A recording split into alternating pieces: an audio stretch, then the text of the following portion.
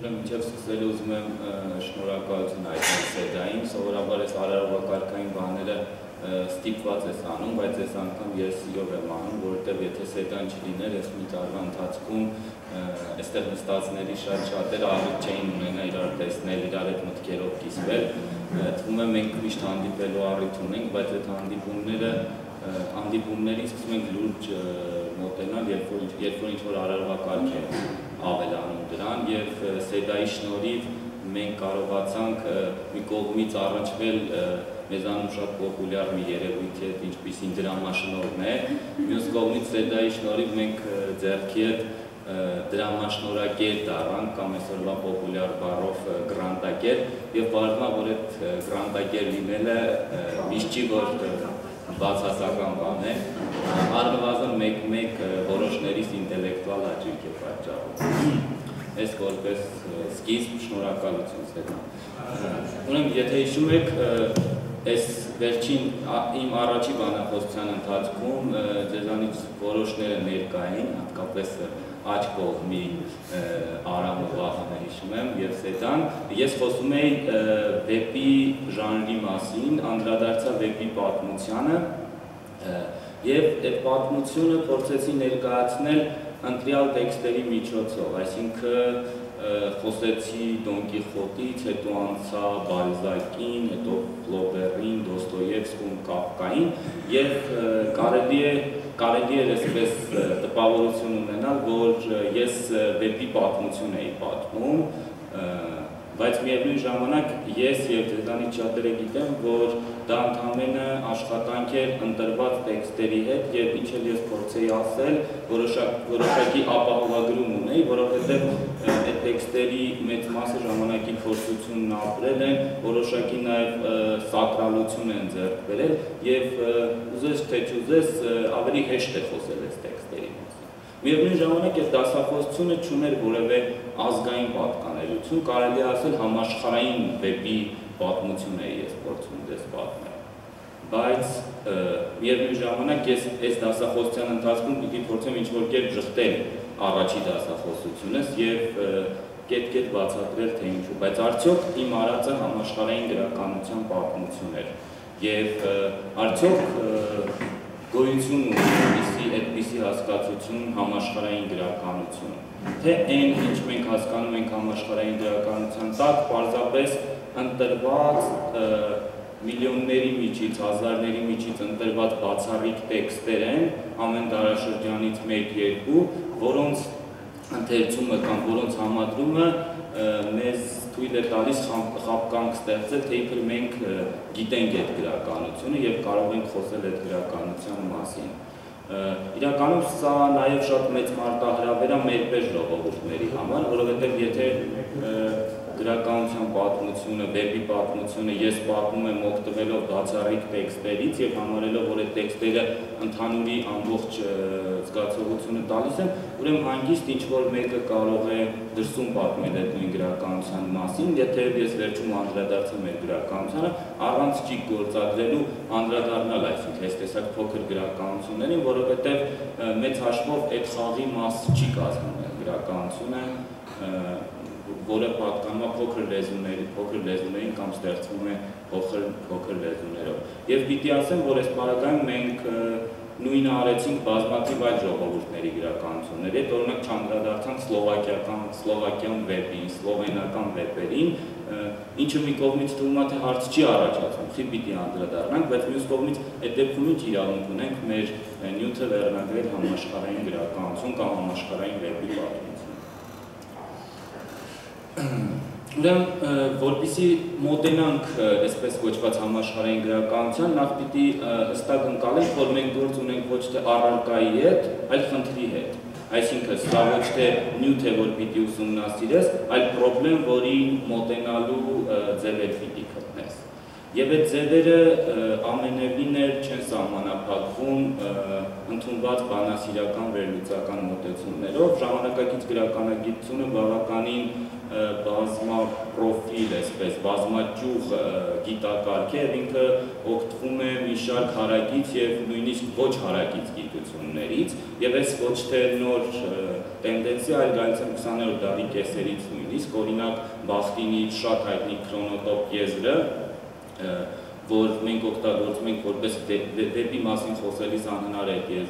եզրը շրջանցել, Բախտինի վերցրել է մաթեմատիկական բնագիտությունից, որն իր հերթին այդ տերմինը սկսել է օգտագործել հասկանալու համար Էյնշտեյնի հարաբերականության տեսում, այսինքն մեկնաբանելու համար։ Նույնը մենք ենք ստիպված լինելու անել համաշխարհային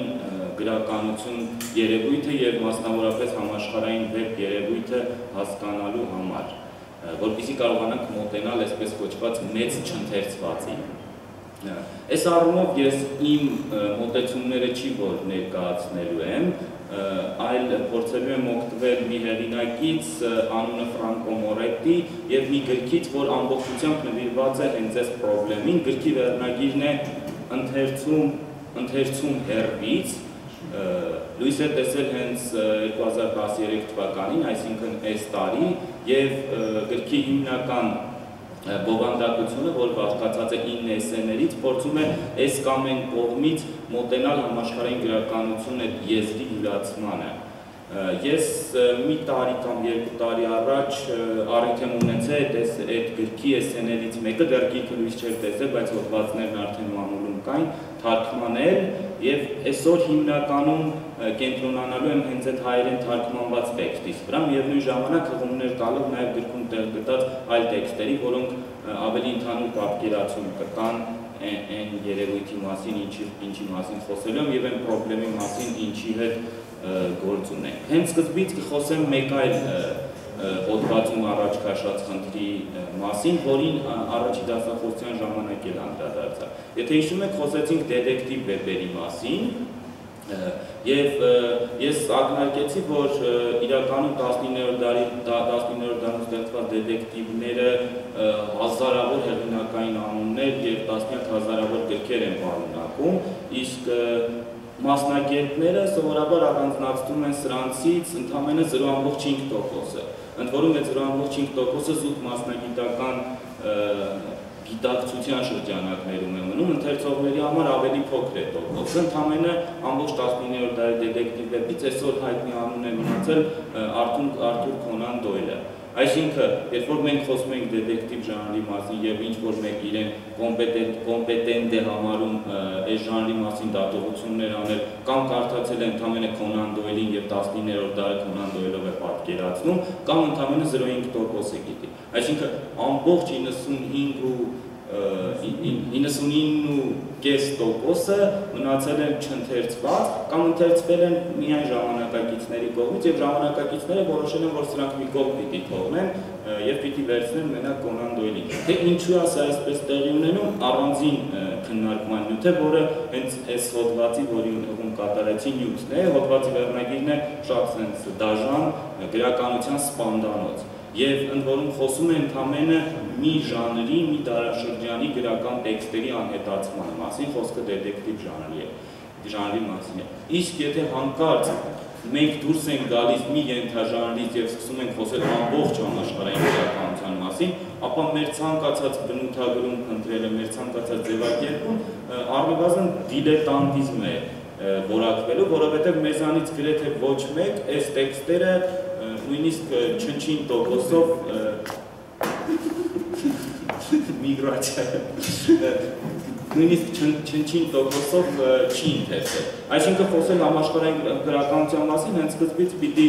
ֆիքսենք, որ մենք խոսելու ենք ոչ թե այն նյութի մասին, ինչի մասին գիտենք, այլ այն նյութի մասին, ինչը չգիտենք, բայց ուզում ենք հասկանալ։ Այսինքն ֆիքսում ենք, որ մենք գործ ունենք ոչ թե առարկայի հետ, այլ պրոբլեմի հետ, պիտի փորձենք այդ պրոբլեմը հաղթահարել։ Մորետի այս հոդվածը մի քանի հետաքրքիր նախադրյալներ է մոտեցումը ավելի ակտուալ դարձնելու համար առաջարկում։ Ուրեմն ինքը հենց սկզբից նկատում է, որ այն ինչ որ պիտի առաջարկի ամենևին հակված չի, որ ընդունվելու են հասարակության կողմից ում առաջարկում է, ինքը թեւածությամբ իտալացի է, բայց գրում է ինչ որ ժամանակից սկսում է գրել անգլերեն եւ հիմնականում ամերիկյան լսարանի համար եւ հենց սկզբից խոստովանում է, որ ամերիկան մոտիկից ընթերցողների երկիրը, անգլերեն close reading-ը, որ մի քանի կերպ կարանք թարգմանենք, բայց գլխավորն է, որ տեքստ կարդացողների երկիր է, գիրք կարդացողների երկիր է, եւ այն մոդելը, որ ինքը պիտի առաջարկի, ամենևին հավանական չի, որ քննություն կբռնի։ Բայց միևնույն ժամանակ ինքն ասում է, որ ես պիտի փորձեմ սրանով ոչ թե գործ ունենալ սովորական ընթերցողների հետ, այսինքն ես ոչ թե սովորական ընթերցողին եմ փորձում ինչ-որ բան պարտադրել, այլ սա զուտ ակադեմիական մարտահրավեր է եւ ակադեմիական շրջանակներում նախ եւ առաջ պիտի մտածվի այս հարցը։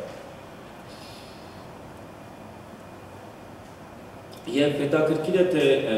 առաջի գիտակարգը, որ գալու էր օգնել Մորետին, որն է, գրականության բարակայում սովորաբար այդ գիտակարգերը ավելի մոտ են լինում, հումանիտար գիտություններից են հաճախ օգտվում կամ հասարակագիտություններից, կլինի սոցիոլոգիա, քաղաքագիտություն, պատմություն, մշակութաբանություն, բայց Մորետին հենց սկզբից ասում է, հենց սկզբից շատ կարևոր կտրուկ շրջադարձ է կատարում, ու ասում է, որ այն մոդելը, որ պիտի օգտագործեն, վերաբերվում է համաշխարհային տնտեսությանը։ Եվ ինչն է այստեղ կարևոր, որ համաշխարհային տնտեսության համար, այսինքն տնտեսության համար ամբողջ աշխարհը միասնական է։ Այսինքն, եթե գոյություն ունի ճգնաժամ, ապա այդ ճգնաժամը չի պատկանում որևէ երկրի։ Եթե Ամերիկան այսօր տնտեսական ճգնաժամի մեջ, ապա այդ ճգնաժամը տարածվում է ամբողջ աշխարհ։ Այսինքն, վերցնում է մի երևույթ, որի համաշխարհային ազդեցության նշանակությունը քննելի չէ, կամ քննելի է մասնակի առումով։ Այդ մասնակի առումն այն է, որ ճիշտ է համաշխարհային տնտեսությունը միասնական համակարգ է, բայց ոչ հավասար համակարգ։ Այսինքն, այնպես չի, որ տնտեսական ցանկացած շրջադարձ, տնտեսական ցանկացած ձեռքբերում ամբողջ աշխարհի վրա հավասար է ազդում։ Եվ սրան զուգահեռ վերցնում է համաշխարհային վեպը ու նկատում, որ գրեթե նույնը կարելի ասել վեպի մասին։ Վեպը ևս համաշխարհային համակարգ է, այսինքն որևէ երկրին չպատկանող կամ որևէ երկրով չսահմանափակվող համակարգ է, միևնույն ժամանակ համակարգ, որ ազդում է տարբեր ժողովուրդների վրա տարբեր չափով, ինչպես տնտեսությունն է։ Եվ հղվում է բրազիլական գրականություն ուսումնասիրած մի մասնագետի անունը Շվարց, ու ասում մեջբերելով Շվարցին, որ Բրազիլիայի համար արտաքին տնտեսական պարտքը նույնն է, ինչ որ մշակութային պարտքը։ Հետո կփորձեմ ես էլ ավելի մոտենալ ու բացատրել կամ Մորետի օգնությամբ փորձել հասկանալ, թե ինչ նկատի ունի գրականության մշակույթի արտաքին պարտք ասելով։ Հաջորդ այս մասում խոսեմ հենց հերվից ընթերցում եզրույթի կամ այդ հերվից ընթերցում եզրույթի առաջացման նախադրյալների մասին, ուրեմն Մորետին, որպեսզի ավելի առարկայական դարձնի այս տերմինը, հղվում է Մարկ Բլոկին եւ մասնավորապես Բլոկի մի բնութագրմանը, որտեղ ասում է, որ այն տեքստը, որ պատկանում է այս կամ հեղինակին, տարիների վերլուծություն է ընդամենը մեկ օրվա համադրության համար։ Եվ մասնավորապես Բլոկը օրինակաբերում Վալերստայնին եւ Վալերստայնի մի գիրքը, որի կեսից շատը, գրքի ամբողջ ծավալի մեծ մասը, ոչ թե Վալերստայնի տեքստն է, այլ Վալերստայնի մեջբերումները բազմաթիվ այլ տեքստերից։ Սրանից Մորետին փորձում է եզրակացնել, որ այնուամենայնիվ այսպես կոչված մեծ խնդիրների մասին, սոցիալական ավելի լայն ամպլիտուդ, ամբողջ աշխարհն ընդգրկող խնդիրների մասին խոսելիս, այնուամենայնիվ որևէ հեղինակ ինքնուրույն ամբողջական վերլուծություն չի կատարել։ Եվ այսպես թե այնպես իր վերլուծությունները կախված են մասնավոր շրջանների, մասնավոր երկրների, մասնավոր համակարգերի, հենց այդ երկրների մասնագետների ուսումնասիրություններից։ Եվ վերադառնալով դեպի գրականություն նկատում է, որ գրեթե նույնը կարելի ասել համաշխարհային գրականության պարագայում, եւ ինչքան էլ մենք չուզենանք ընդունել, բայց մենք գործ ունենք ընդամենը մենք մեզանից յուրաքանչյուրի կոմպետենտությունը կամ կյանքի ժամանակը հերիքում է սահմանափակ տեքստեր կարդալուն եւ ոչ մեկս չունենք լեզվական կոմպետենտություն կարդալ բոլոր լեզուներով այդ տեքստերը եւ ուզած-չուզած մեզանից յուրաքանչյուրը Վալերշտայնի նման հայտնվելու է այսպես տարիների անալիզը մի երկու էջում սինթեզովի դերում եւ իր առաջարկած համաշխարհային գրականություն տերմինը հենց այս տարիների անալիզի մի էջանոց սինթեզի մեջ է կայանում։ Միևնույն ժամանակ հենց ինքն է իր այս բնութագրմանը մի քիչ իրոնիկ ձևակերպում տալիս, նկատելով, որ այս պարագայում գրականագիտությունը կամ վերլուծությունը վերածվելու է second hand-ի, այսինքն դու ոչ թե գործ ունես տեքստերի հետ, այլ գործ ունես այդ տեքստերի մասին գրած նյութերի հետ։ Օրինակ, ինչ որ մեկ ուսումնասիրել է ամբողջ բրազիլական գրականությունը, ինչ որ մեկ ամբողջ ճապոնական գրականությունը, եւ դու որոշակի օրինաչափություններ այդտեղ գտնելով գրում ես բրազիլական, ճապոնական, աշխարհի բոլոր գրականությունների մասին, միևնույն ժամանակ հնարավորություն եւ առիթ չունենալով ընթերցել այդ բոլոր տեքստերը։ Այս պարագայում կարևոր է նաև Մորետին կարևորում է մասնագետի մոտեցման փոփոխությունը, որովհետև եթե դու տեքստի հետ գործ ունես, ապա այնուամենայնիվ դու կարաս քեզ թույլ տալ լինել տեքստի հետևող, այսինքն տեքստն է քեզ տանում որտեղ որ պետք է, բայց երբ որ դու գործ ունես օրինակ, ասենք արխիվի հետ, դու չես կարող մտնել արխիվ եւ բոլոր տեքստերը կարդալ։ Եթե դու մտնում ես արխիվ, ապա դու պիտի արխիվ մտնես քո սեփական հարցով եւ բոլոր տեքստերը հավաքվելու են քո հարցի շուրջ։ Այսինքն դու ոչ թե կարդալու ես տեքստերը կամ ոչ թե տեքստերը կարդալու են քեզ, այլ դու փնտրելու ես ընդամենը քո հարցի շուրջ եղած գնահատականներն ու մոտեցումները։ Եվ եթե կան այդ հարցի շուրջ գնահատականների ու մոտեցումների որոշակի ընդհանրություններ, ապա քո եզրակացությունները հիմնվելու են զուտ սրա վրա, առանց տեքստային մանրամասն ուսումնասիրությունների։ Եվ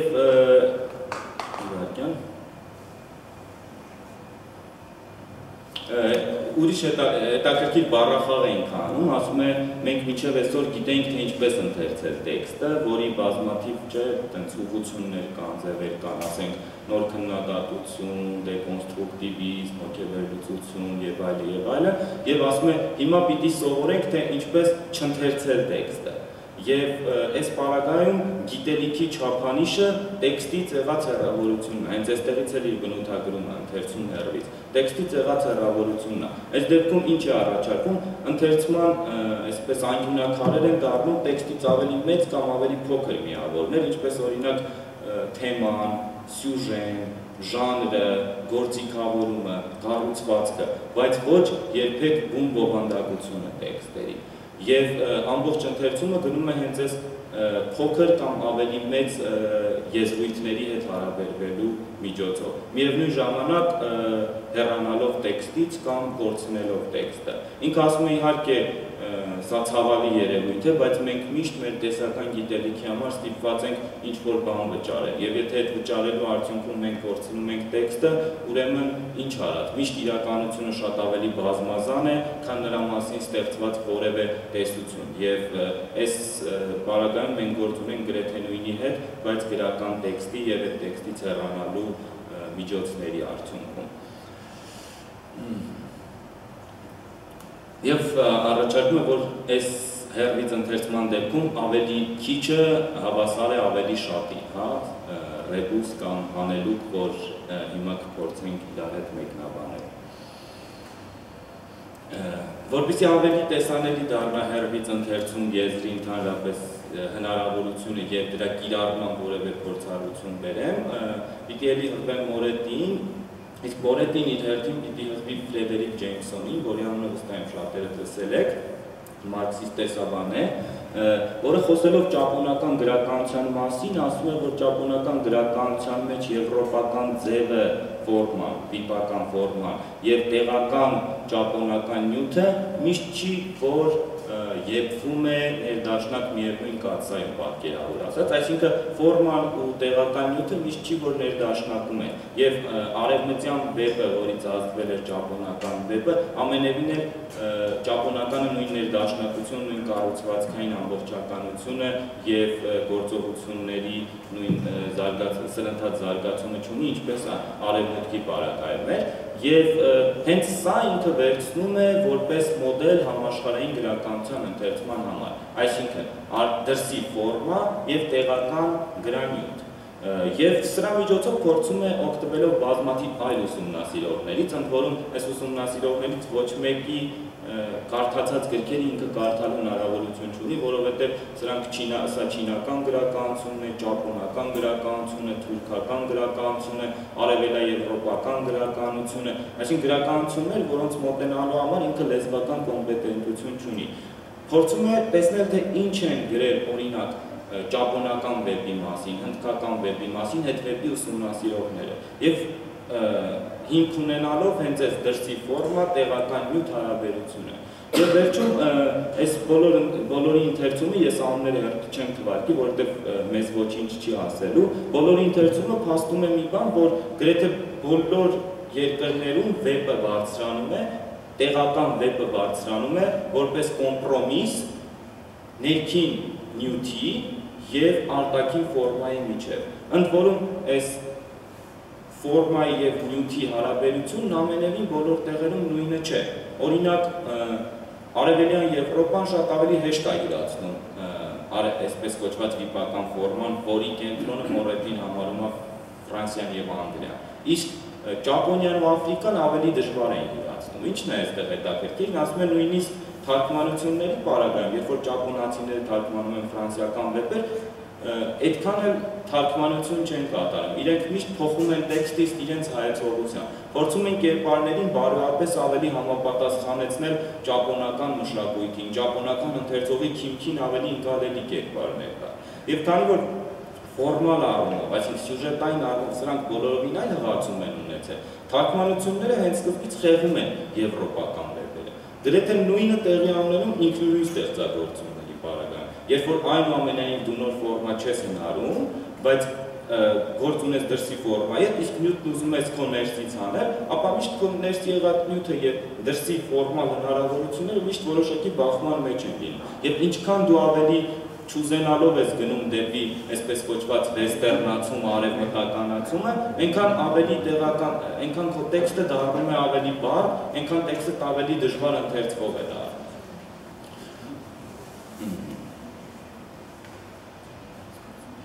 Ես Ջեյմսոնին հղվելով Մորետին երկու եզր առաջարկեց, դրսի ֆորմա եւ տեղական նյութ, բայց Մորետին ասում է, որ այնուամենայնիվ այստեղ մի երրորդ կետ է պատասում եւ երրորդ կետն է, որ պիտի ստեղծի հերվից ընթերցման մոդելի հնարավորությունը եւ միևնույն ժամանակ բացառի միանշանակ հերվից ընթերցումը։ Ասում է վեբի արտահանումը կենտրոնից ինքը կենտրոն ասացի ինչ է նկատի ունի եւ մյուս տերմինները, որ էլի օգտագործում եմ, սկզբից չհիշատակեցի, էլի օգտվելով Վալերշտայնից, դա պերիֆերիա եւ կիսապերիֆերիա տարածություններն են, այսինքն կենտրոն, ծայրամաս եւ կիսածայրամաս հասկացություններ եւ Մորետին ասում է, որ տեղափոխությունը վեբի ֆորմայի դեպի կիսածայրամաս կամ ծայրամաս միշտ չի, որ այս երկկողմանի հարաբերությամբ է, երկկողմանի փոխզիջման փանթանում։ Կա նաև մի հատ երրորդ կետ է, եւ ինքը դրան անվանում է հեղինակային պատմողի ձայն, narrative voice, այսինքն դրսի ֆորմա, տեղական նյութ եւ տեղական պատմողի ձայն։ Այս պարագայում մի կողմից ինքը փորձելու էր խոսել ամբողջ ընթացքում, փորձելու էր հաստատել իր հերվից ընթերցման հնարավորությունը, մյուս կողմից այս տեղական պատմողի ձայնի բացահայտումով, այսինքն ով է փորձում այս երկուսը կարգավորել, տեղական նյութն ինքն իրան չի ֆորմալիզացվում արևմտյան ձևի մեջ եւ ինքն իրան չի կարող այդ ձևի հետ խնդիրներ ունենալ։ Այնուամենայնիվ պետք է ձայնը, ով փորձելու է այս երկուսի գիտակն կամ այս երկուսի հետ է աշխատում եւ այդ հեղինակային ձայնն է, որ պիտի փորձի գտնել ներդաշնակումը կամ այդպես էլ չկարողանա գտնել ներդաշնակումը։ Այս պարագայում ինքն ասում է, որ այստեղ ցանկացած համաշխարհային գրականության ուսումնասիրողի գործը պիտի ընդհատվի, որովհետև այս պարագայում հաստատ ցանկացածս լեզվական կոմպետենտության խնդիր ունենք։ Այսինքն, եթե գլխավոր փոխզիջում է ֆորմայի եւ նյութի ընկալելի դարձնող գլխավոր գործոնը դառնում է հեղինակային ձայնը, ապա հեղինակային ձայնը նաև լեզվական կոմպետենտություն է իր հետ պահանջում, իսկ այդ լեզվական կոմպետենտությունը ոչ ինքը եւ ոչ մյուսները չունեն։ Եվ որպես ամփոփում փորձում է ներկայացնել երկու մետաֆորներ, որոնք ձևավորել են այս ամբողջ համաշխարհային գրականություն կոչվող մշակութային ինտելեկտուալ խաղում եւ նույն ժամանակ ցույց տալ թե դրանցից որն է ավելի ակտուալ։ Այդ երկու մետաֆորներն են, մեկը ծառը, մյուսը ալիքը։ Ինքը փորձում է բացատրել թե որը որտեղից է գալի։ Ծառի պարագայում շատ հստակ է դարվինյան մոդելն է էվոլյուցիայի եւ որը հիմնականում օգտագործվում է թե պատմության մեջ, բայց հիմնականում լեզվաբաններն են հաճախ օգտագործում, թե ոնց ընդհանուր հնդեվրոպական արմատից բարձրանում են կամ առանձնանում են մնացած լեզուները եւ ծառի առանձնահատկությունն է, որպեսզի առանձնանան ճյուղերը, անպայման պիտի այդ լեզուներն իրարից տարածքով հեռանան։ Այսինքն ընդհատումներն են, որ հնարավորություն են դարձնում ծառի գոյությունը, ինչպես գրականության պարագայում, վեպի պարագայում մասնավորապես ազգերն են, որ հնարավորություն ազգերի առանձնացումը, ազգերի ստեղծումն է, պետությունների ստեղծումն է, որ հնարավորություն է դարձնում, հնարավորություն է տալիս կենտրոնի ծայրամասի եւ կիսածայրամասի մասին խոսելիս։ Բայց միևնույն ժամանակ Մորետին նաև մեկ այլ եզրի մասին է խոսում, մեկ այլ մետաֆորի, խոսք ալիքի մասին է, եւ ի տարբերություն ալիքի, որից օգտվում էր, ասեցի, պատմությունն ու լեզվաբանությունը, ալիքը ավելի շատ տնտեսագիտական տերմին է։ Այսինքն նույն ճգնաժամի ալիքը, երբ որ սկսվում է օրինակ Wall Street-ից, բայց կարող է հասնել մինչև Երևան, մինչև, չգիտեմ, աշխարհի ամենաանհնարին թվացող ծայրամասերը եւ այդ կենտրոնի հետ տեղի ունեցող ցանկացած իրադարձությունը, եթե ոչ նույն չափով, նույնիսկ կարող է ավելի ծանր ազդեցություն ունենալ առաջի հատկին այդ տնտեսական կենտրոնի հետ ոչ մի կապ չունեցող համակարգերի հետ կամ շատ հեռավոր կապ ունեցող համակարգերի վրա։ Եթե ծառերի դեպքում շատ կարևոր է անջատումները, այսինքն տարածական անջատումները, ապա ալիքի դեպքում շատ կարևոր է միասնականությունը, այսինքն ալիքի համար ըստ Մորետի իդեալական տարածությունը դա մի լիճ է, որտեղ ոչ մի ընդհատումներ չկան, ոչ մի առանձնացումներ չկան։ Եվ հենց այս ալիքների ու ծառերի միջոցով էլ փորձում է գրականությունը սահմանել, ասում է ծառերը դրանք ազգային ծառը եւ ծառի ճյուղերը դրանք ազգային գրականություններն են, իսկ ալիքը համաշխարհային գրականությունն է։ Եվ վեպի մասին խոսելով ինքը ընդգծում է, որ վեպը անպայման ալիքի արդյունք է եւ ոչ թե ծառի։ Եվ հազվագյուտ ալիքի, որը հնարավորություն է տալիս խոսել համաշխարհային գրականության մասին, միևնույն ժամանակ ընդգծելով, որ միայն այդ ճյուղերի գիտակների միջոցով է, որ կարող է հնարավորություն կլինի կամ մեկը կարող է պատկերացում կազմել ամբողջ ալիքի մասին։ Այս հերվից ընթերցման այն մոդելն էր, որը առաջարկում էր Մորետին, որին չգիտեմ ինչքանով ես կարողացա այս կարճ ժամանակում ներկայացնել, բայց եթե հարցեր լինենք, փորձեմ նաև իմ մոտեցումներն ասել։ Այստեղ ավելի շատ փորձում էի ոչինչ բաց չթողնել, բայց երևի նյութի առումով ավելի շատ կոմենտների կարիք կլինի։ Եթե հարցեր ունենք, ուրախ կլինեմ պատասխանել։